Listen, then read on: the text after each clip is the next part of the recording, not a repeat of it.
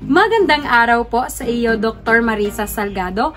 Ako nga po pala si Micaela Joyce D. Sohor, ang iyong estudyante sa asignaturang GE12, The Philippine Popular Culture. Sa bidyong ito ay masasaksihan ang paggawa ko sa aming takdang aralin na pinamagatang Sining sa Patapong Bagay.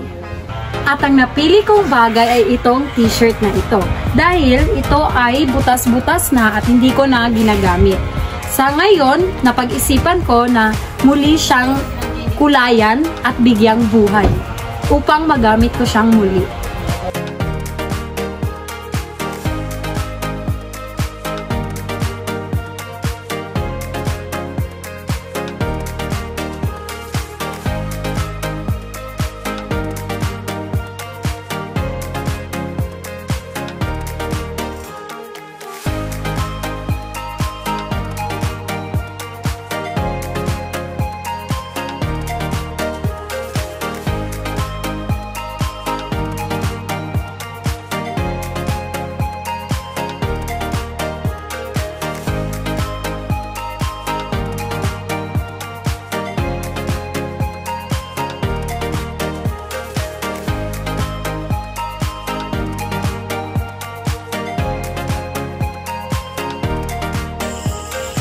At ito na nga po ang kinalabasan ng aking ginawa.